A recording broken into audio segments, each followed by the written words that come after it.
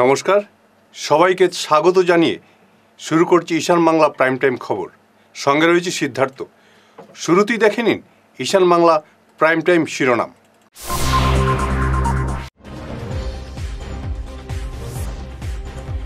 Silchar civil হাসপাতালের পরিষেবা সরেজমিনে খতিয়ে দেখলেন রাজ্যপাল।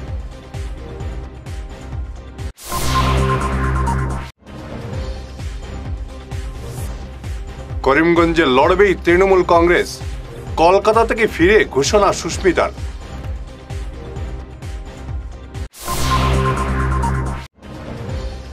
পাথারকান্দিতে লরির ধাক্কায় বাইক আরোহীর মৃত্যুর ঘটনায় উত্তপ্ত পরিস্থিতি, সড়ক অবরোধ।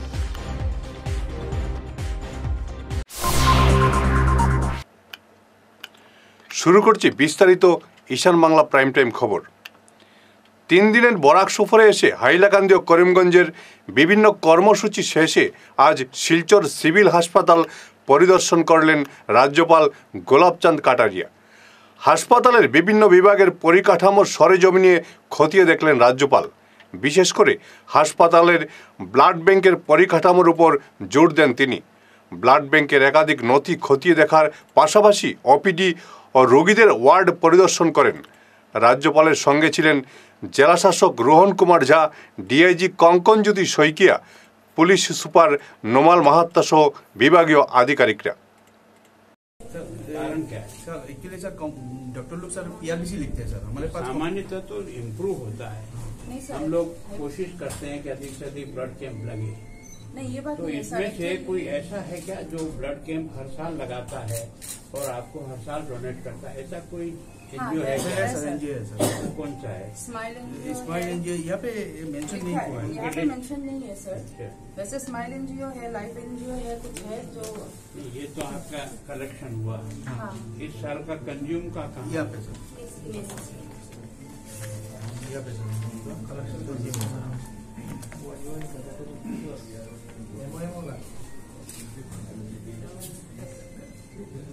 लगभग आपका कंजम्पशन और डोनेशन बराबर आता है।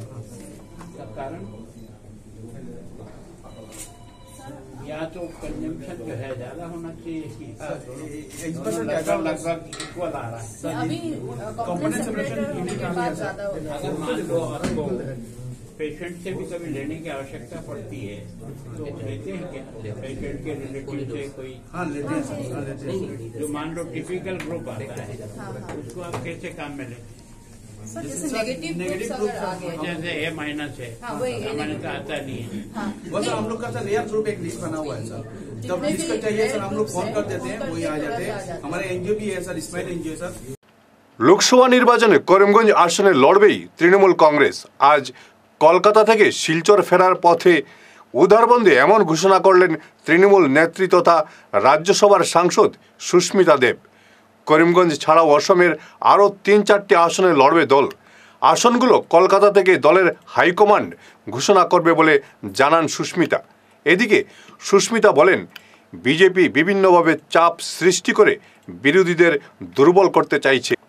রাজ্যে কংগ্রেসের ভাঙন প্রসঙ্গ টেনে এনে সুস্মিতা বলেন, এই পরিস্থিতিতে তৃণমূল কংগ্রেস রাজ্যে একমাত্র প্রধান বিরোধী দল হিসেবে উঠে এসেছে। উন্নয়নের ক্ষেত্রে বরাককে বঞ্চিত করা হলে তার দল মাঠে নামবে বলে হুঁশিয়ারি দিয়ে রাখেন সুস্মিতা। এদিন কুম্ভীরগ্রাম বিমানবন্দর থেকে সুস্মিতাকে স্বাগত জানিয়ে বিশাল র্যালি করে শিলচর নিয়ে আসেন দলীয় কর্মীরা। শিলচর আসার পর কাঁচাকান্তি মন্দিরে গিয়ে আশীর্বাদ নেওয়ার পর সাংবাদিকদের সঙ্গে কথা বলেন তিনি। আমি সর্বপ্রথমে পশ্চিমবঙ্গের মাননীয় মুখ্যমন্ত্রী মমতা বন্দ্যোপাধ্যায়কে ধন্যবাদ জানাচ্ছি যে দ্বিতীয়বার আমাকে রাজ্যসভার সাংসদ হিসাবে অল ইন্ডিয়া তৃণমূল কংগ্রেসের পক্ষ থেকে সুযোগ দেওয়া হয়েছে। এবং আমি মনে করি যে পরিস্থিতিটা আসামে তৈরি হয়েছে, যেভাবে কংগ্রেস ভাঙছে, সবাই বিজেপিতে যাচ্ছে, আর বিজেপি আমি মনে করি যে ইডি সিবিআই হোক বা টাকা পয়সা হোক বা পুলিশ প্রেশার হোক, সব রকমের শক্তি লাগিয়ে আজকে অপোজিশনকে দুর্বল করতে চাইছে। এই পরিস্থিতির মধ্যে যদি কোনো দল প্রধান বিরোধী দল হিসাবে উঠে আসে, সেটা হলো তৃণমূল কংগ্রেস। আর আমি আসামের জনতা, কাছাড়ের জনতা, বরাকের জনতাকে বলতে চাই যে আমি ক্ষমতার জন্য রাজনীতি করি না।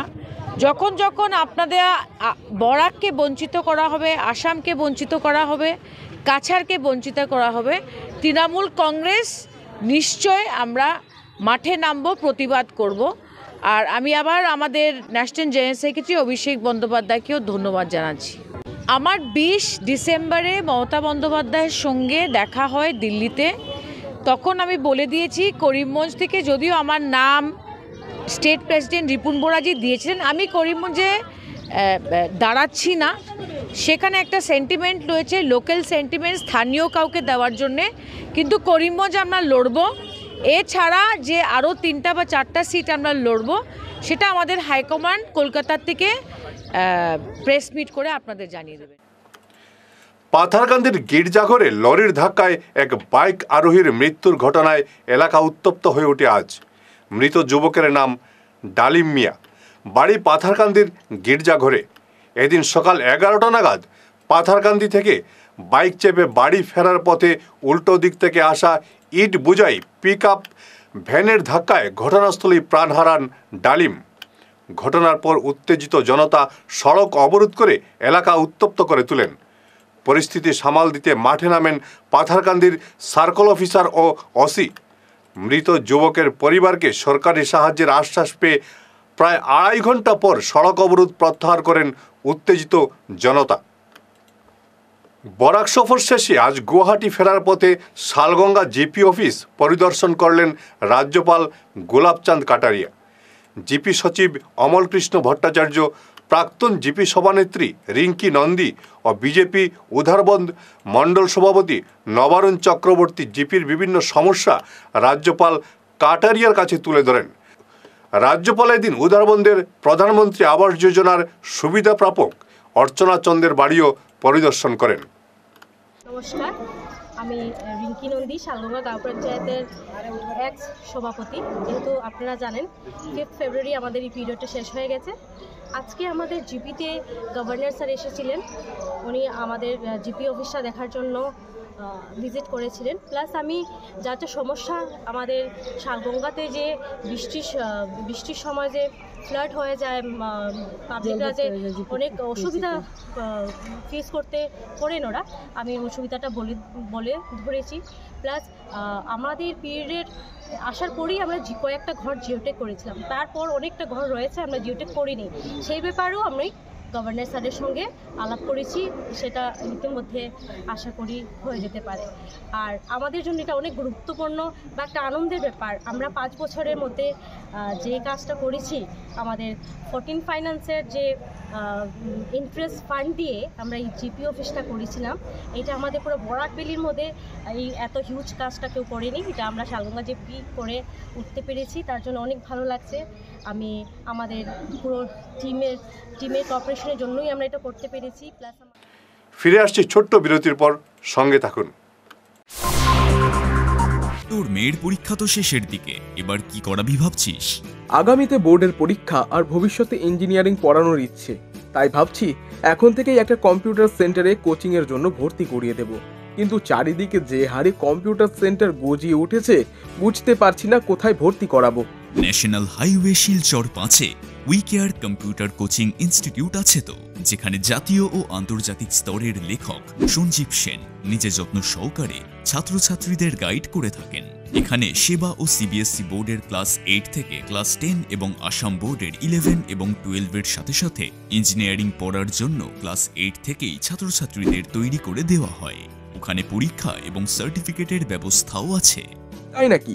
কিন্তু যোগাযোগ করব কিভাবে? আমার ছেলেকে তো ভর্তি করিয়েই আসলাম, তোর মেয়েকে ভর্তি করতে আজই কল করিস 9387401842 এই নম্বরে। House and Loknath Jans Parlour, Kachhar Market, NS Avenue, near Indasin Bank, ground floor, shop number 8. এখানে বিভিন্ন ব্র্যান্ডের হেয়ার উইক পাওয়া যায়।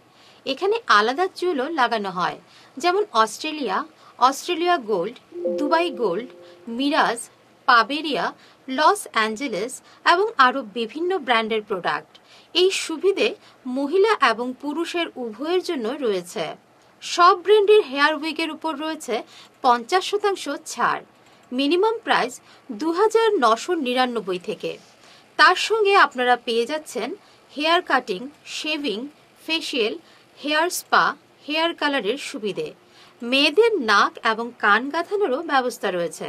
যোগাযোগ করুন 9859187913 9395405349। হাইলাকান্দির আল আমিন সিনিয়র সেকেন্ডারি স্কুলের বার্ষিক অনুষ্ঠান বিভিন্ন কর্মসূচির মাধ্যমে সম্পন্ন হয়েছে। অনুষ্ঠানে পড়ুয়াদের নাচ, গান সহ বিভিন্ন ধরনের অনুষ্ঠান ছিল চোখে পড়ার মতো।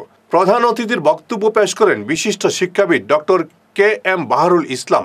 এছাড়াও বক্তব্য রাখেন কাটলিচড়ার শিক্ষাধিকারিক নজমুল হক লস্কর, আজমল সুপার 40 অধ্যক্ষ ইবাদুর রহমান। অনুষ্ঠান পরিচালনা করেন শাহরুল আলম লস্কর ও Farhin Begum Laskar. I would like to also to our parents who trusted on us and they sent their child to Al Amin School. So thank you everyone. Out of the 7 students got star and 66 letters got, the students got 66 letters. So this year we are also hope to all students. So lastly, my deliberation was incomplete if I didn't mention if I didn't thanks to our teachers who are throughout the day they are giving their best to make this school a presentable one, and also our supporting staff who are working day and night behind the scenes to present the school in front of you. So, and lastly, I would like to say a few words for my students.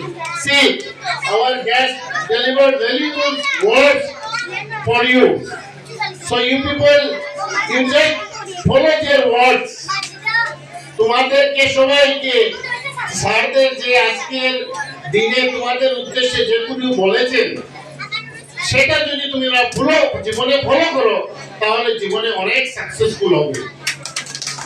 আজকে you just thank your parents that they are sending you to Al Amin.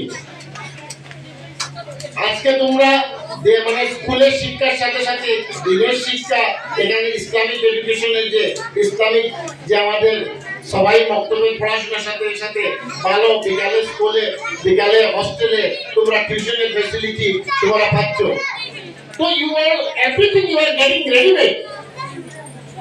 তোমাদের কোনো টিচারের বাড়িতে যেতে হচ্ছে না, সকালে এই টিচারের বাড়িতে, বিকালে এই টিচারের বাড়িতে যেতে হচ্ছে না, মানে কোন জায়গায় যেতে, এক জায়গায় তোমরা সবকিছু পেয়ে যাচ্ছ। So you are fortunate enough. During our student life বলছো আমরা কি করতাম, সকালে তো 6টায় ওই যে এই ইয়াসারের বাসাতে, বিকালে সম্পূর্ণের বাসাতে। গোটা রাজ্যের সঙ্গে কাছাড়ও বেআইনি সুদখোরদের বিরুদ্ধে পুলিশের জোরদার অভিযান অব্যাহত রয়েছে। অ্যাকশন মুডে রয়েছে পুলিশ। গতকাল ধলাইয়ের বিভিন্ন এলাকা থেকে 3 সুদখোরকে আটক করেছে পুলিশ।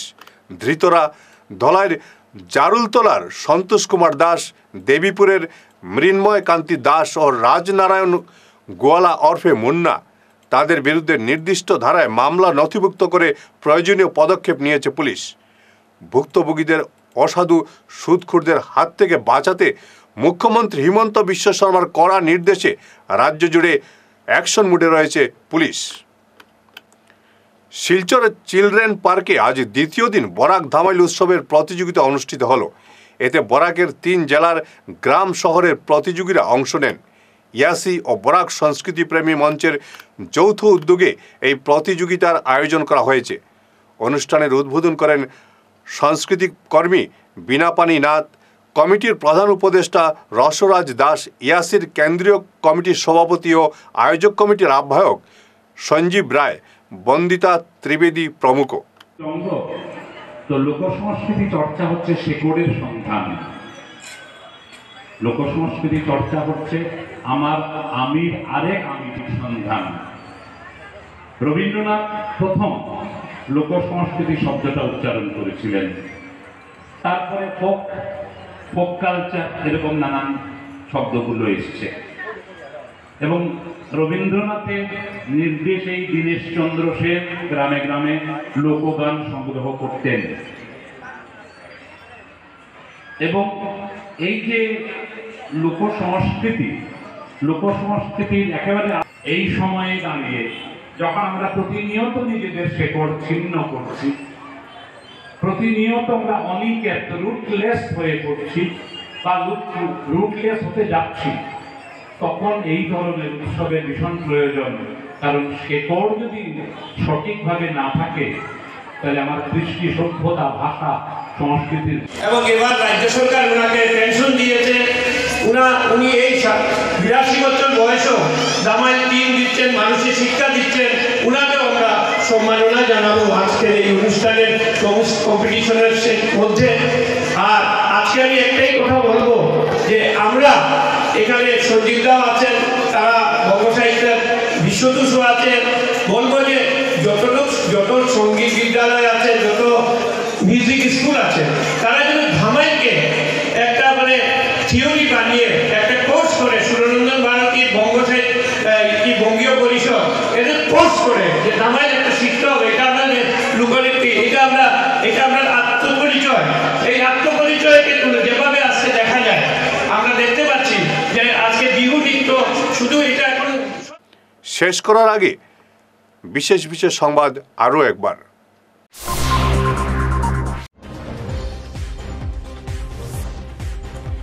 শিলচর সিভিল হাসপাতালের পরিষেবা সরেজমিনে খতিয়ে দেখলেন রাজ্যপাল।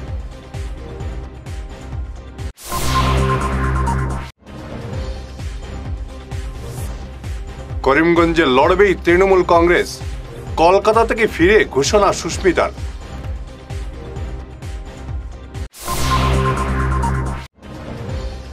পাথারকান্দিতে লরির ধাক্কায় বাইক আরোহীর মৃত্যুর ঘটনায় উত্তপ্ত পরিস্থিতি, সড়ক অবরোধ।